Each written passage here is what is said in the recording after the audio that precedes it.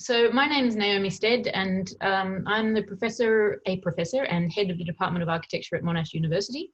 Of course, I'd like to begin by acknowledging the traditional owners of the lands upon which we meet. Monash University operates on the lands of the people of the Greater Kulin Nation, but of course there are people here today from all across Australia and some people across the world. So we acknowledge the traditional owners of all Australian lands and waters, and all First Nations people everywhere, especially in this Reconciliation Week, in which the theme is in this together, and of course we are in this together. So this event, Light at the End of the Tunnel, is a collaboration between Monash Department of Architecture and Parlour. This is the second in our series, Light at the End of the Tunnel, which looks into architecture as a profession, a discipline, and as a practice, and how it will be affected by the pandemic. These first two sessions are big picture scene setting discussions asking, where are we now? And the hope is that we'll lay the groundwork for a series of more detailed sessions later with focused advice for particular groups. Last week was our first event. We were very fortunate to have Misty Waters as our guest speaker, and the focus was really on work and workers in architecture. Who is being affected and how, and what can we all do? This week, we're extremely fortunate to have Helen Lochhead as our valued guest, and the focus will be on a big picture approach to the profession as a whole, to the challenges, but importantly also to the opportunities that the pandemic may offer us. So now I need to talk you through some practical matters before I introduce my co-host, Justine Clark. First thing, please make sure your microphone is on mute. I'm sure everybody has got that etiquette by now. But if you're willing, we'd like to encourage you to please leave your camera on, because it's part of the purpose of this series is that we can come together as a community, and being able to see one another, we think is an important part of that. It worked last week where we had 140 odd people. This week we have got more numbers, but we hope that it will be stable. So if you're willing and if you're able, we encourage you to leave your camera on. The format, as you know, is a kind of Q&A. It's meant to be informal but informative. Last week, what we had planned was that it would be a kind of interview on the part of Justine, and I would start with an interview and then we'd throw to questions from the floor. But in fact, the questions from the floor were so good and so immediate from the very beginning that we instead made it Q&A for the whole session. And we'd like to do that again. So I'd like to encourage everybody to please put your questions and comments in the chat, and we'll select certain questions and invite that person to make themselves visible and put their question in person. Also, please feel free to add your observations and your own experiences into the chat. That happened last week and it was really fascinating and very, very valuable. And that was really happening as a kind of parallel conversation, and we'd really like to encourage that. So please consider the chat to be a kind of parallel narrative, and add your comments and experiences and observations there. But because we're going to do it as a Q&A throughout, in order to keep things moving along, Justine and I have decided to frame it within 4 kinds of sections in order to advance the conversation. We might not get to all of the questions that show up in the chat, but the questions that you ask will help inform those topics of subsequent sessions. And we're also going to try and publish a set of frequently asked questions on the Parlour website afterwards. So, but please bear with us and give us a little bit of time to set that up. So that's the kind of nuts and bolts of how the session will work. And I'm going to throw now to Justine Clark to introduce more discursively what the 4 sections, the structure of the session will be. Hi, everybody. Thank you, Naomi. As Naomi said, this is the second of our kind of overview sessions. And this week we're turning to the broader context of the profession as a whole, what we do, how we do it, and how this might change. And I think we're incredibly lucky to have Helen Lochhead to help us work our way through all of this. I was in a meeting with Helen the other day where she said something like, if we can't get something interesting out of this crisis, we're not trying hard enough. And I think that's very much the sort of direction that we want to take, a kind of proactive, forward-looking discussion to how the profession in its broadest sense, can actively engage in making this new future that we're going to find ourselves in, even though we don't know what it is. While we also, of course, acknowledge the pain and the stress that many are under at the moment. So Helen brings a very broad perspective to this discussion with multiple current and previous roles. She's an architect and an urbanist who combines academic and advisory roles with practice. She's the current National President of the Australian Institute of Architects and Dean of the Faculty of Built Environment at UNSW Sydney. She's had a really long career in government before moving into academia and has been involved in the inception, planning, design and delivery of complex public projects ranging from city improvements to urban regeneration and waterfront projects. And she was also a Loeb Fellow studying, I think, resilience and waterfront projects. So she might talk about that more too. Helen's, I think, a long-term supporter of Parlour, a good friend to Parlour, and a very fine advocate for women in architecture. So look, she's perfectly placed in many, many ways to help us through today's topic. So as Naomi said, we're going to sort of frame the discussion through 4 themes and take questions on these throughout. And these are quite sort of basic themes just to sort of guide us. So we'll start off by quickly canvassing the current situation for the profession, as we did last week when we talked about the sort of situation for employment. We'll pull our focus out to the profession as a whole. We'll move on to thinking about the contribution that the profession can make to this changing world, and then to think about how the profession itself might change for the better as we respond to the crisis. And then lastly, I think we'll go to what that means for us as individuals, as architects, as students, as graduates, as people involved in allied professions. You know, what can we take forward individually? So let's get started. I'm going to stop sharing my screen so we can see everybody. Is that working? Helen, where are we? What's the, from your kind of multivalent perspectives, you know, where's the profession at now, and what are the challenges that different sections of the profession are facing?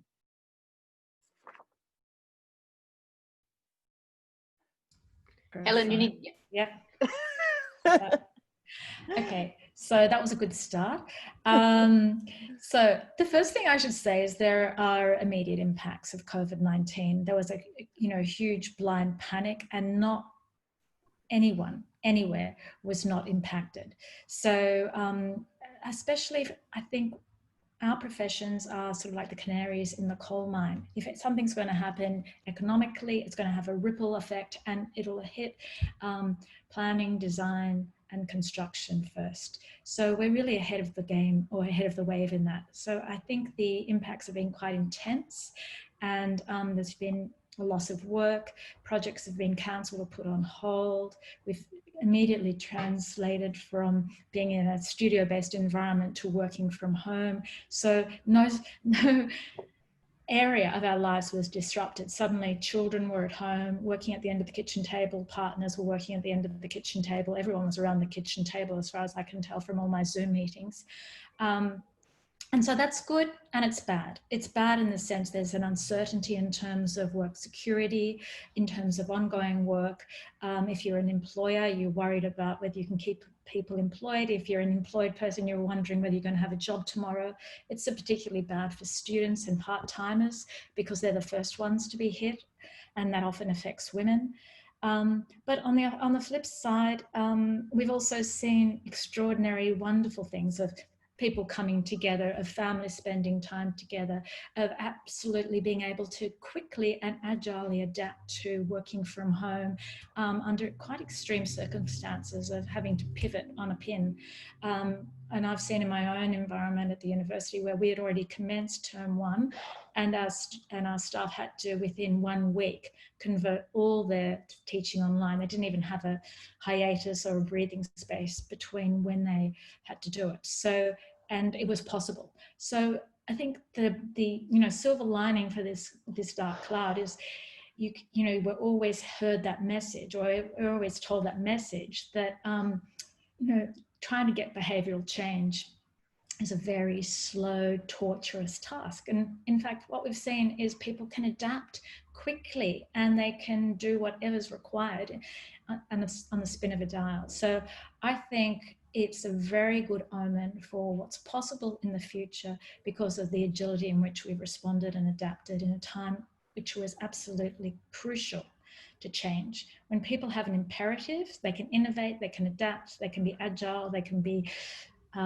socially responsible, community focused, and all come together. And I think there's some wonderful takeaways from that. I mean, in terms of what the Institute's done to support its members, we've put acumen available freely, and especially in terms of mental health. We've done lean-in sessions, helping people through health and well-being, how to adapt for a remote workforce. We've put in measures to help people through JobKeeper and JobSeeker and other support in terms of fee relief to our members. So there's sort of very tactical and immediate things that we can do as an institute. Similarly, in my own work environment, we've done everything to actually keep people on board, to actually change workloads so that we can support them, to financial assistance to students. So I think every business everywhere, whatever sector you're in, is doing whatever's required to keep people on track and engaged in a most positive and constructive way. Notwithstanding that, I do think there are going to be winners and losers down the track if we don't change the paradigm. We will never go back to business as usual. And this is a wake-up call that this is the time to change, and to change in the most constructive and positive way. So we've seen, for example, globally, a huge decrease in pollution. We've seen, fish come back to and dolphins in Venice canals. I'm not sure about that, but that's sort of, I believe. But I know in my own neighbourhood, the water is cleaner, the air is cleaner, the birds are back. I can hear birds instead of traffic. And now I'm hearing traffic instead of birds already, because everyone's gone to privatise transport as opposed to public transport. So we can see how, if we can spin quickly this way, we can also flick back very immediately and easily as well. So I think it's incumbent on all of us to actually say, what can we shift? What do we need to take forward? And what it's okay to go back. What can we maintain as BAU? But where can we actually really pivot forward in the most constructive and creative and innovative ways, which are going to put us all professionally and personally and socially in a much better place than we are today. Yeah, I've been having, I suppose, quite a few conversations with practices who are thinking along those terms. So what do we take that's been, who also, as you say, have been really surprised at how quickly their people have adapted and how viable the whole thing's been when they would have thought it wasn't. And, now working out what do we take with us from this change as we move forward. And I think that's incredibly productive. So I think we definitely need to think about that as a profession as a whole as well. And how do we use this to locate the profession in a better position rather than, just keep cutting fees or something as a way to kind of survive. So.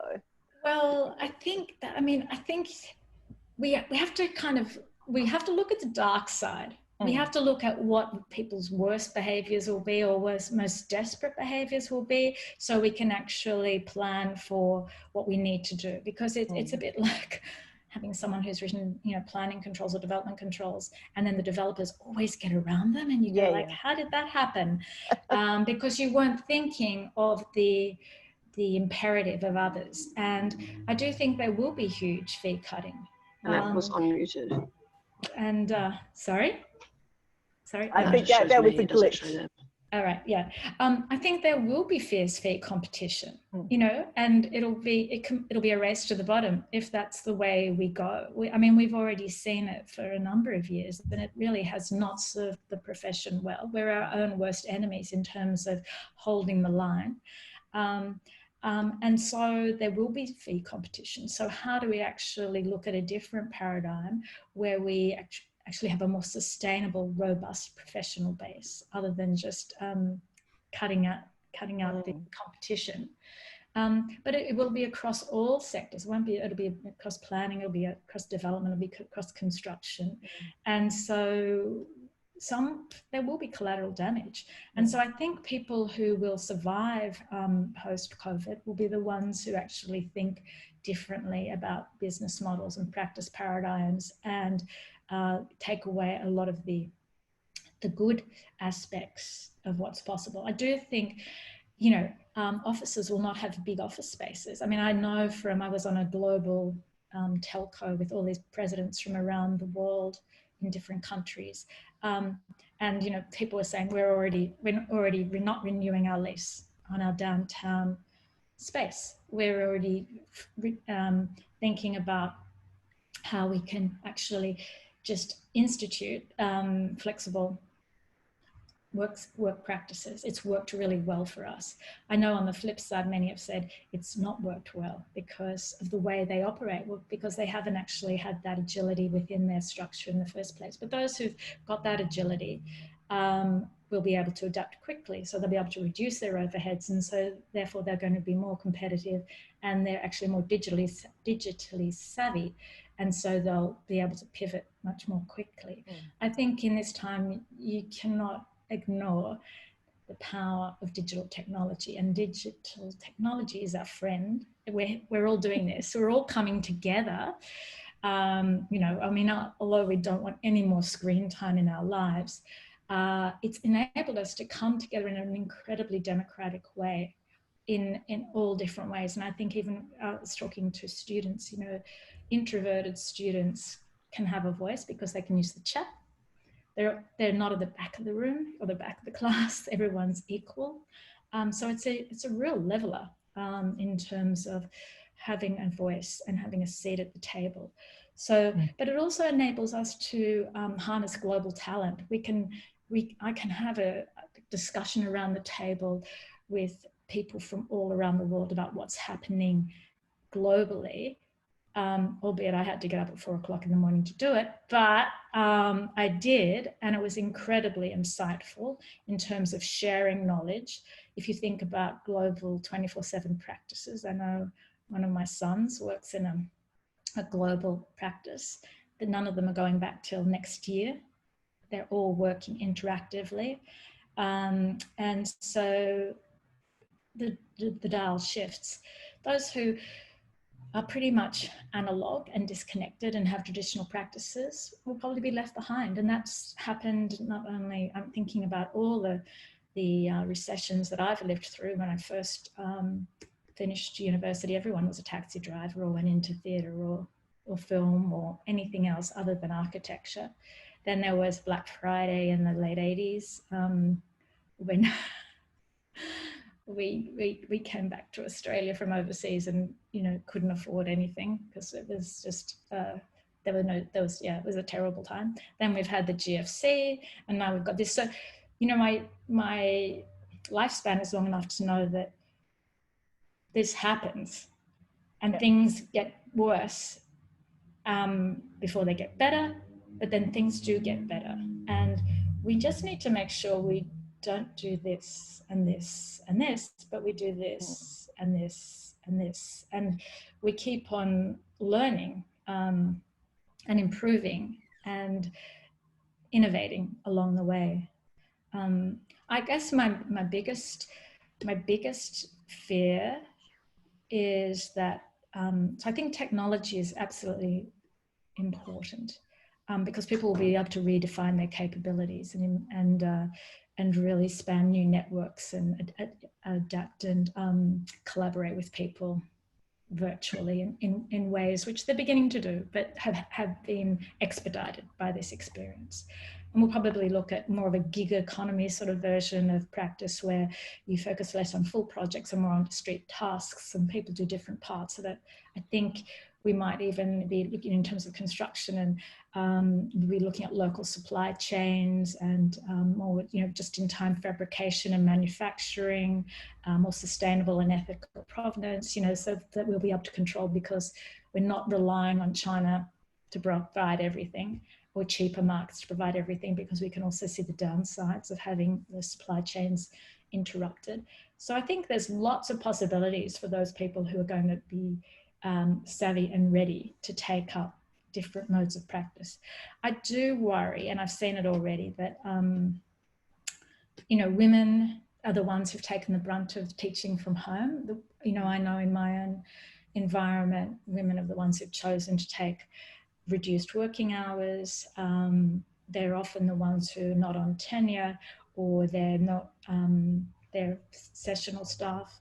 Or early career researchers, the ones who are immediately impacted. And I think if that's an outcome of this, we're going to set back the cause for gender equity, So again, you have to think of the worst case scenario. You have to think of the best aspects of flexibility and work-life balance, but you also have to think of the worst case of that, and what that could mean in terms of people having a 24/7 office at home and always being on tap and never being able to balance those imperatives in this, very perfectionistic, calling, exploitative, intense environment that we have in architecture. So anyway. Helen, I might, we've got some very lively conversation and some great questions coming through in the chat. I'm going to go back in time a little bit to an early one from Chiara Paolini. Chiara, would you like to unmute yourself and ask your question in person? I can't actually see the chat, so let me see if I can see them. Hello. Yeah, I'm here. Hi. Hi, Helen.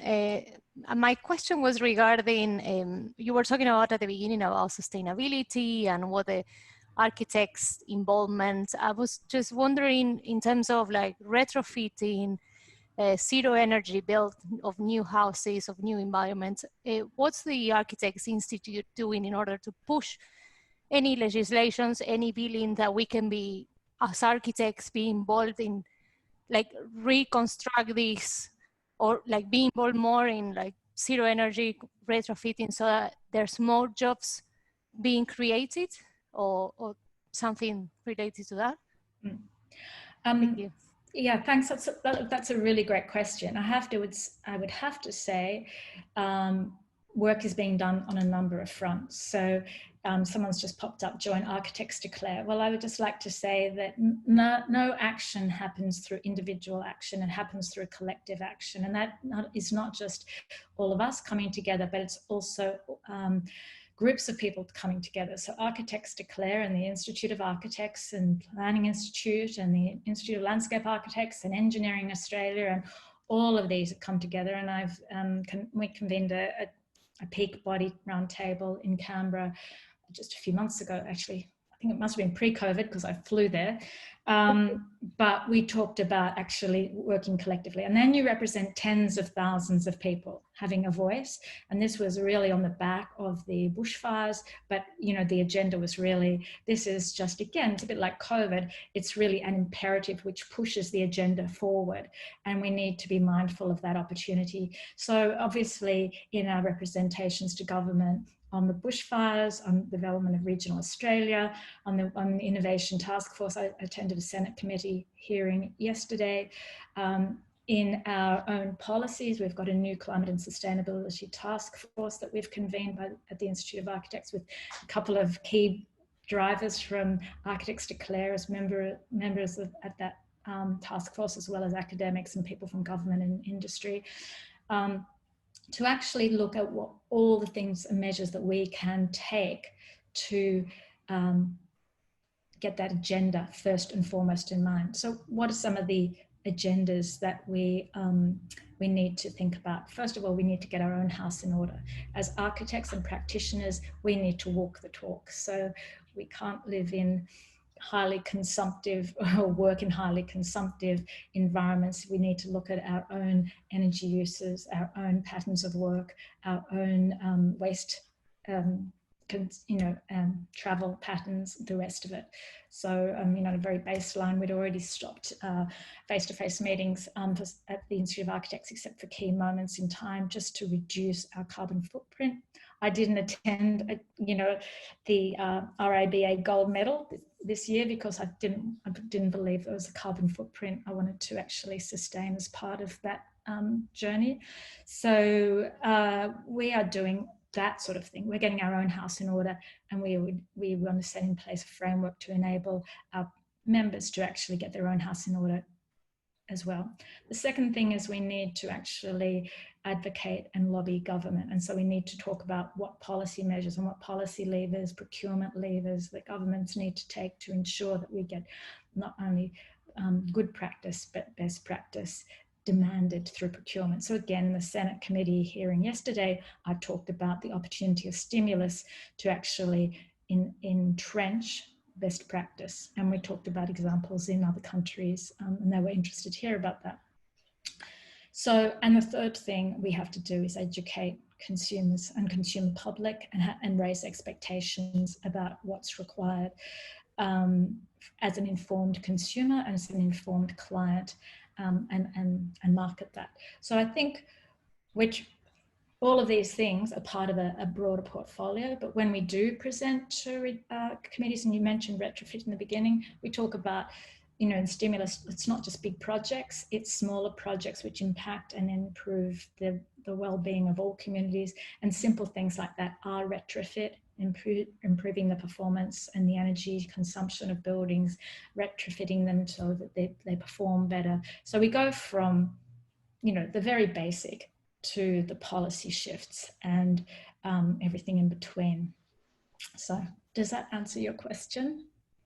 So Helen, there's I'm just scrolling through these now. Naomi's probably got some she wants to go to, but there are quite a few people here saying, how do we get a seat at the table? So I think there's a very, you know, I'm sure you know too, that a very strong desire in the profession to be involved in and to be active in kind of helping shape policy, to be active in trying to shape the kind of bigger picture. And I think there's often a feeling that people don't quite know how to get there. People don't know how to end up, you know, either as individuals or as organizations. And so I guess also drawing on your experience in government, like how do we make sure people are, our professions are at that table and being heard early enough, not kind of whinging later? Yeah. I'm just sort of catching a few headlines here. Look, I think actually often architects are their own worst enemies. We're incredibly individualistic, creative, out of the box thinkers, but we're not great colleagues. And so we're very, you know, we have a very strong culture of critique. We're perfectionistic. And, you know, for others, often in different forums, you see that that's seen as being really negative, when in fact we see that as part of robust, continuous improvement. So when I, you know, just sitting at the table, AILA's not so different from us, PIA's a little bit more different, Engineers Australia's completely different, but they're like an incredibly powerful body. And you can see they work together. They work like as a machine, and they move in the same direction. Once they decide this is what we need to do, they have an incredible agency, which I find our profession, you know, lacks. You know, we have quite a few splinter groups. You know, we have Architecture Association, we have Architects Declare, we have ACA. You know, we have all these sorts of groups which all in themselves have a reason for being, but we would be so much more powerful if we were all under one roof, or we formed a consortium. And similarly with the Government Architects Network, you know, people talk about, oh, you know, art design review is, you know, a problem. We need to get out design review so we can get projects through and cut red tape. And you go, wait a minute.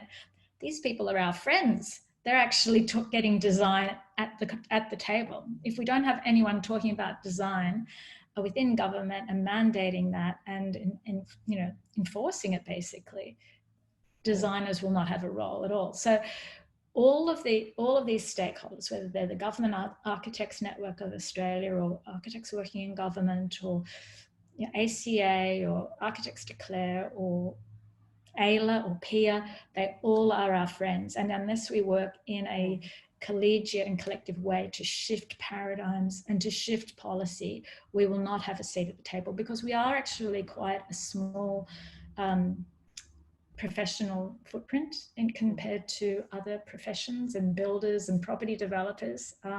So we have to sort of work with those who can support us to achieve our goals.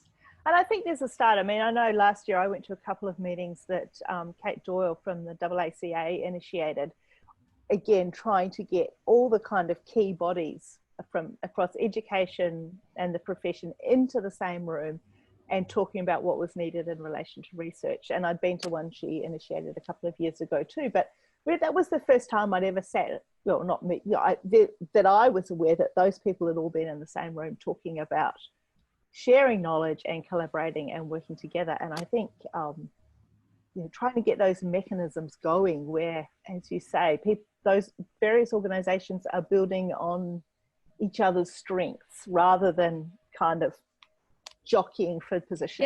Yeah, exactly. So a lot of too much jockeying goes on. Exactly. There's too much jockeying and not enough oxygen for everyone to do that. We need to actually be much more, we just have to work. We need to work together. I mean, similarly, I'm the deans of the built environment, and we're trying to ensure that, we support each other collectively, because I mean, I was just going through names of faculties of built environment, and more of them in Australia have the word engineering in their name than they have design. Or architecture is still number one, but I think engineering precedes built environment and it precedes design. That says a lot about our diminishing position in the world. So unless we, we'll pull together and lobby collectively, we can't do it. No one can do it. No one's an island. No one can do it individually. Helen, I wonder if I might ask you a question of my own, and you've alluded to this already, and in fact, there's been a lot of discussion, particularly around bushfire, but of course, at the moment, we're in a very kind of high adrenaline, urgent crisis with the pandemic, but in some ways, it's distracted attention from the more serious, but much more slow and inexorable crisis, which is, of course, climate change. And as you said earlier, that the profession and the world has proven that it can spin on a dime when it has to. But I guess the thing that many of us are worried about is that it won't spin on a dime in response to climate change as it needs to so urgently. So, I mean, how do you see these two crises intersecting? I think they're one, it's funny, this is my anecdotal takeaway, which is not based on evidence or anything. But, it's like Mother Nature's been kind of telling us all these things for years, sort of there's a bushfire here, there's a storm event there, massive floods here, and famine there, droughts, and nothing really changes because it's somewhere else. It doesn't affect us personally.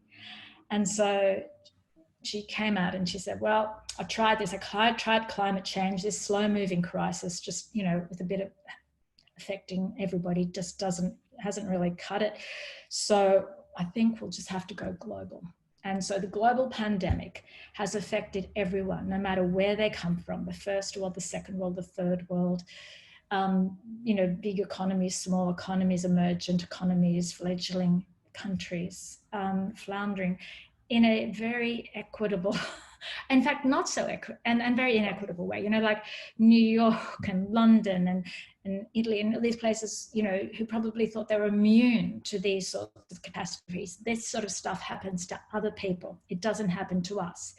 Case in point, the United States, completely blind to what's happened. And so I think it had to take a global pandemic. And I mean a precipitous event, not like climate change, which has been this slow moving. It needed something like a shot in the face or a shot in the arm to actually make us wake up. But I do think, it's like what Justine was saying. If you waste a crisis, we deserve what we get, basically. And so, and I do think people do not innovate without an imperative. And we, in our culture in Australia, have been very comfortable and have not needed to innovate the way other cultures have innovated. If you just go to India and just see people innovating every single day of their lives, you see extraordinary creativity and ability to be adaptive and agile. So I'd like to think we catch some of that, and we also catch the political agency required to enact it at a bigger scale than our own individual lives. I think people will engage at an individual level. We all do it in our own small ways, whether it's riding a bicycle or, you know, using green energy or solars or whatever, or, you know, managing our waste. You know, everyone can do it individually, but to actually shift that to a public policy debate and demand it of our politicians and of industry, we have to, you know, raise the numbers, get people moving. Yeah. There's quite an interesting question from Christina Garduno-Freeman. Chris, do you want to ask your question? Sure. Hi, Helen. How are you? Hi.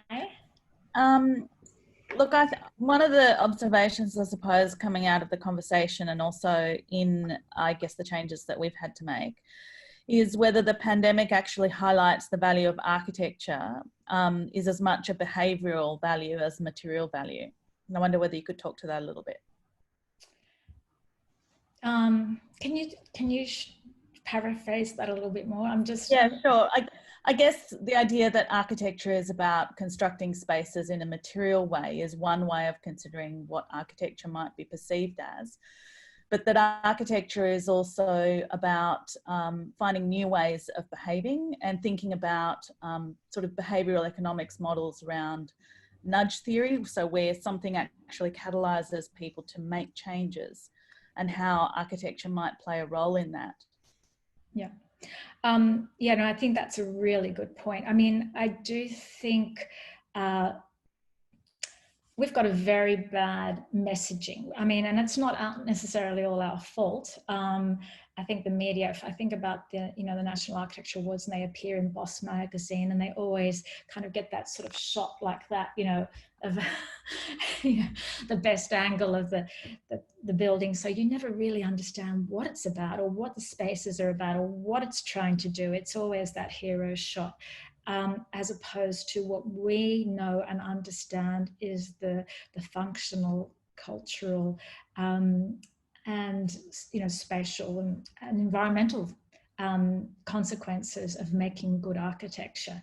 And so I think that, for example, people have actually nurtured home and the importance of home, and people go, oh, we're all going to go back to McMansions. But I don't think that's true. I don't think it means raw space. We need more space because we're all going to live together in the home. It means we actually have to live, we want to live in a particular way within those environments, and therefore they have to be high quality and fit for purpose. I think in terms of how, you know, people say, oh, the demise of the downtown, no one's going to be using downtown, how are we going to get people in lifts? Well, you know, again, technology of touch-free environments. We already have touch-free taps and touch-free switches and sensors when we move in and out of spaces. So all of these things are part of the design of the built environment. When people are thinking about everything spatially, there are often technological ways to actually manage some of these risks and consequences. And I think another part is that people don't realize that most of life lands in physical manifestations. So there are physical consequences of COVID. It means we have to physically isolate. So what are the consequences for the built environment? If we have come back together, there are also consequences for the built environment. So architects actually absolutely crucial in responding in the longer term systemic way. I mean, we've seen, for example, the positive ways in our neighborhoods, the way, you know, space is used, and I mean, where I live, all the back lanes are completely full of kids again, you know, whereas like 3 months ago they were completely, you just go like, there's no one down that lane, I don't think I'll walk that way today. Whereas I swear last weekend there must have been 50 kids playing in this back lane with all their bikes, and the mums and dads were up the back.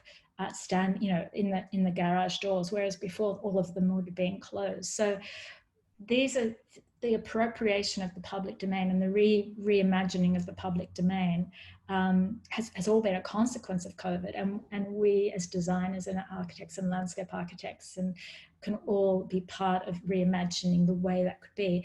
And I do think the imagination of architects and designers to create a vision is what excites people.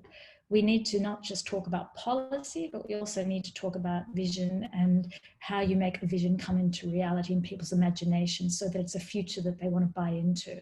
Too often, I think the vision for the future is created by developers or marketing guys or photographs like that, which gives you a kind of a false reality of what people experience. So I'm not sure whether that answers your question, but I do think there are heaps of opportunities, because a lot of the solutions and a lot of things, you know, oh, the real estate, downtown real estate market is dead. And you go, well, you just reimagine it.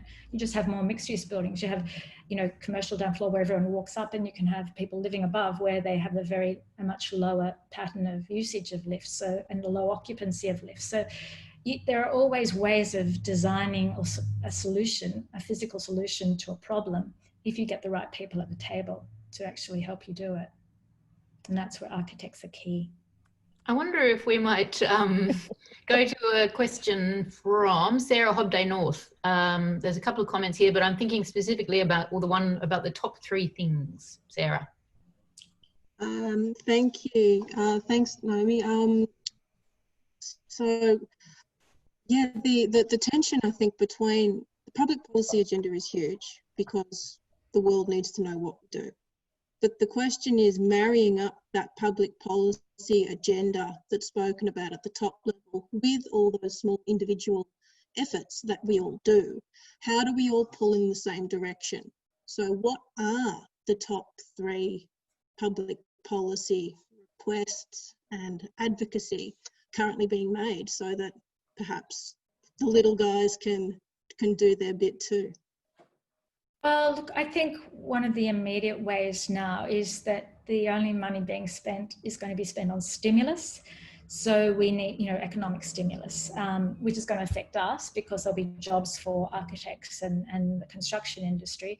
So we need to make sure that stimulus funding is not just on big city-making infrastructure projects, notwithstanding they are important, but they are not going to benefit every community all around Australia. We need to have projects both small, which is maybe retrofit, urban retrofits, but small projects. And I don't use the building education revolution as a fine example, but it is an example where a stimulus actually benefited every community in Australia. So it's not one or the other, it's big and small. So you have to make a big decision that we're going to actually do economic stimulus, or we're going to make a national policy, whether it's a climate action policy or it's a procurement policy or a design policy.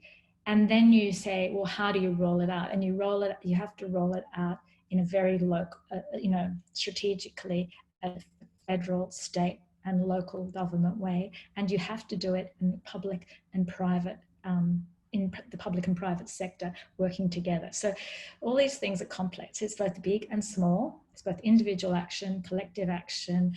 It's carrots and sticks. You have to have government, incentivizing industry to do the right thing. And you also have to have government regulating industry to do the right thing. So both levers need to be used, because sometimes incentives work fine and other times you go, sorry guys, you've just got to do it. And then that will shift demand, it'll shift industry in making different kinds of products. We saw how when solar was incentivized, we had this huge burgeoning solar industry. As soon as they took it away, it died.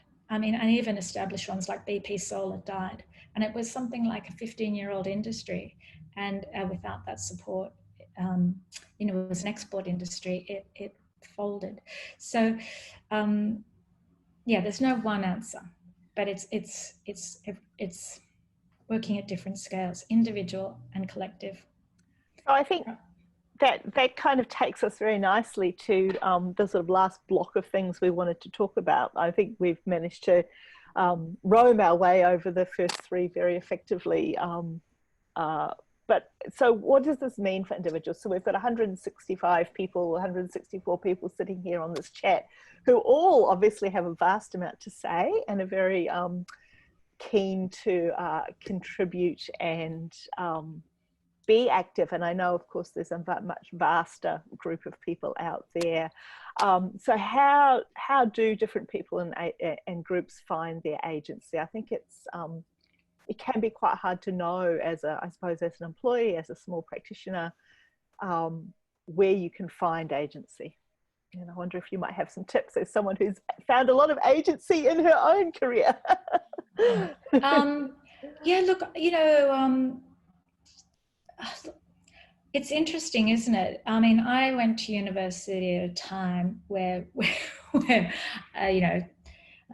true story, I wore bare feet to university because, that's just what you did. You weren't going to conform. I lived in an autonomous house at the back of, the University of Sydney, and we didn't have any energy on the grid, and we collected rainwater. We built that on university land, and it was okay. We demonstrated to save Woolloomooloo from, high-rise towers, and so that sort of activism that was then taken on by, there was Labour's Federation and green bands was very much firmly entrenched in us as students about your own social agency and the importance of architects and planners and people within the built environment to shape the cities that you want to live in. So for us, it was something that started at university, and I think for me it's very much in my DNA. But also you realise that as you move on through professional life, that there are different ways of achieving agency, and sometimes it's through institutional norms such as the Institute of Architects, because it does represent thousands of people like you. And sometimes it's through being involved in government. Like I was a consultant to government for many years. And I got frustrated because I never, you'd see projects you do just never get delivered. So then you sort of go on the other side, and you can see actually how you can steer things through, and you can make things happen within government, within the system. It's equally, working with developers, you can see how industry also has agency to lobby for their own needs and their own desires. So I think you can achieve agency in very many, and in universities, you have that sort of intellectual position of that, and that authority that people seek, and they ask your opinion. So there are many different places you can have agency. The key thing is to have the motivation for why you're doing it, and using it for, the right purposes. It's not necessarily for individual gain, but for the common good. And I think if that's what motivates you, you can find it wherever you work, or whatever whatever path you take. Whether you work as a small single practitioner, and you work on a local school project, which I did when I was a young practitioner with my local schools and preschools. But then you actually, you affect your local community. You give them something that they haven't got through other resources, right through to being on large scale reviews. Like I'm at the moment working on the Western Sydney Aerotropolis, which is completely, mega scale planning and design, and how you get strategic governance frameworks which enable good outcomes on the ground. And these are really complex, do your head in types of thinking, but you're using the same skill sets at a different scale to achieve a common good outcome. How can we get the best outcome? How can we get a zero carbon precinct in a greenfield site, the worst place, the most difficult place? How do we shift it? So I think, I don't think there's one answer. It's the right answer for each individual. Well, certainly, you know, in relation to Parlour and the whole question, you know, questions of gender equity, we've always said everybody has agency, but we don't all have the same agency. And of course, obviously, the agency that you can find changes across the course of your career and according to your context. But I think that's really important. It's, you kind of need to find your leverage, or whatever you might want to use, wherever you can, and practice using it. Practice finding opportunities and practice that, but as you say, to an end, which is not just about yourself. I think that's very helpful. But I do think it's important not to just kind of sit there and go, oh, I can't do anything, I'm not the boss, actually. Yeah, no, I don't believe that. I do believe everyone has agency. Yeah, everyone has agency. You just have to find the way you can harness it. Yeah. We're almost out of time, and Justine is going to say a few words about our next event next week. But Helen, is there anything that you really wanted to say to this group that you've not been able to say yet? What are your closing words? Look, I think we should be optimistic. I think this has been a time where people have felt quite desperate, and that I do think there are so many silver linings from this dark cloud that one can harness, and remember to sort of see that light, the light at the end of the tunnel. And that I think as creative professionals, we have so much more opportunity to influence a positive future, and we should take that and run with it. So yeah, stay positive, and find colleagues and friends and comrades who can actually help shape the best future for all of us, whether here, locally or globally. We've all got a place we can make a change. Fantastic. And I think, you know, a wonderful idea has emerged in the chat, perhaps led by Sue Whitten-Noom, about co-working spaces in disused retail areas. So look, I think that process is happening right here and now, which is great to see. Yes, that's what I was going to say, that I hope that that at least we would like to think that Parlour provides one of those avenues in which one might find one's comrades and work together. So absolutely. Yeah. But they were very good closing words. Thank you very much, Helen. I think last time we did a clap, so should we do a clap again, a clap across the country? Thank you, Helen. Okay, so we're doing another one next week of these, and we certainly last week there was a lot of discussion about flexible work, remote working, how we might move forward with that rather than simply return to what we've already been doing. So our conversationalist next week will be Jess Murphy. Jess is a kind of change consultancy type person, but she has been facilitating the Male Champions of Change program for quite a few years now. And so she's quite familiar with what's happening in architecture, but she also is a consultant to often the big end of town, really, and is very across what's going on with rethinking workplace and flexibility in the kind of broader corporate environment. And I think that will be, sorry, my dog is here chewing his leg. So if you can hear something weird, it's the dog. Anyway, I think Jess will be really very interesting in terms of discussing what we can take forward into the sort of new workplace environment, both from understanding what's happening within some of architecture, but also what's happening in the people who are often architects' clients. So, and she's a very lively speaker too, so she'll be great. We're also finally got our seasonal salons happening online. We've got one happening next Thursday with Jocelyn Chu and Josephine McLeod. And again, thanks to Ali McFadgen and Emma Healy for making that all happen. So we've got and actually after that, we're going to break everyone into Zoom rooms of an evening. So you can have your glass of wine, you can have a chat.